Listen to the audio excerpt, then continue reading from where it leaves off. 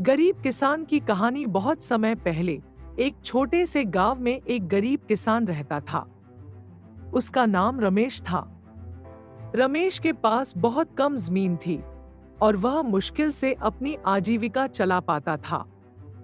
वह सुबह से शाम तक खेत में मेहनत करता, लेकिन फिर भी फसल अच्छी नहीं होती थी, क्योंकि बारिश समय पर नहीं होती थी और कभी-कभी कीड़े उसकी फसल को बर्बाद कर देते थे। रमेश का एक ही सपना था कि उसकी फसल अच्छी हो और वह अपने परिवार का पालन पोषण ठीक से कर सके। लेकिन दुर्भाग्यवश हर साल कुछ न कुछ समस्या आ जाती और उसकी मेहनत व्यर्थ हो जाती। फिर भी वह कभी हार नहीं मानता था। एक दिन गांव में एक सेठ आया जिसने किसानों को अच्छे बीज और खाद देने का वादा किया, लेकिन इसके बदले उन्हें अपनी जमीन गिरवी रखनी पड़ी। रमेश के पास और कोई विकल्प नहीं था, इसलिए उसने भी अपनी जमीन गिरवी रख दी और बीज खरीद लिया। अगले सीजन में उसकी फसल बहुत अच्छी हुई। रमेश ने सोचा कि अब वह अपनी जमीन छुड़ा लेगा और अपने परिवार की जरूरतें पूरी कर सकेगा। लेकिन जब वह सेठ के पास गया तो सेठ ने उसे धोखा देकर बताया कि उसका कर्ज बहुत बढ़ गया है और अब उसकी जमीन उसकी नहीं रही। रमेश के पास कोई चारा नहीं बचा। उसने मेहनत की थी, लेकिन धोखे की वजह से सब कुछ चला गया। इसके बावजूद उसने हार नहीं मानी। उसने फिर से शुरुआत की। गांव के अन्य किसानों के साथ मिलकर एक समूह बनाया और उन्होंने साथ मिलकर काम करना शुरू किया। धीरे धीरे उनकी मेहनत रंग लाई और वे सेठ के चंगुल से मुक्त हो गए। रमेश और गांव के अन्य किसानों ने मिलकर अपने समूह का नाम किसान संघर्ष समिति रखा। वे अब संगठित होकर खेती करते और एक दूसरे की मदद करते थे। उन्होंने गांव में ही अपनी मंडी बनाने की योजना बनाई ताकि वे सीधे अपने अनाज को बेच सकें और बिचौलियों से बच सकें। इस काम में उन्हें कुछ कठिनाइयों का सामना करना पड़ा, क्योंकि सेठ और उसके साथी इस नए प्रयास को नाकाम करने की कोशिश कर रहे थे।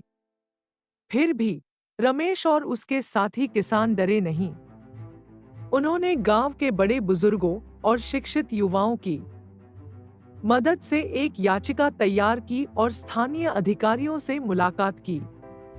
गांव के किसानों की हालत को देखते हुए सरकार ने उनकी मदद के लिए एक योजना बनाई और उन्हें उचित मूल्य पर बीज, खाद और पानी के साधन उपलब्ध कराए।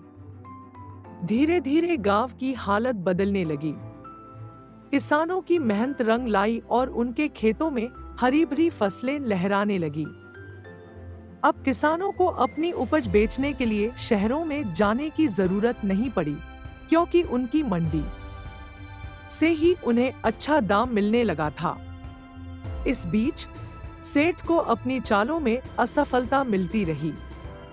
उसने रमेश और अन्य किसानों को फिर से फंसाने की कोशिश की, लेकिन इस बार किसान जागरूक हो चुके थे।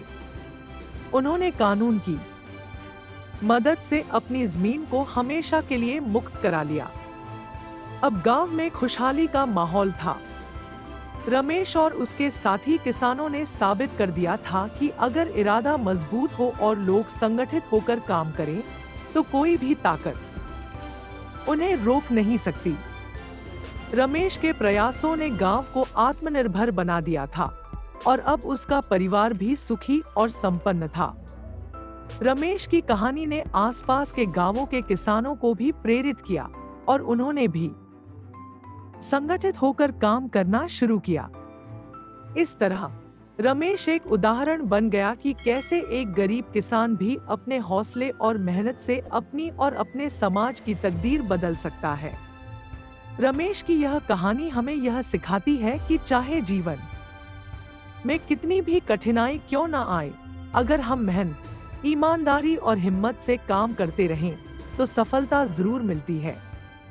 कहानी का संदेश यह है कि एकता, मेहनत और दृढ़ता से कोई भी लक्ष्य हासिल किया जा सकता है, चाहे परिस्थितियां कितनी भी विपरीत क्यों न हो।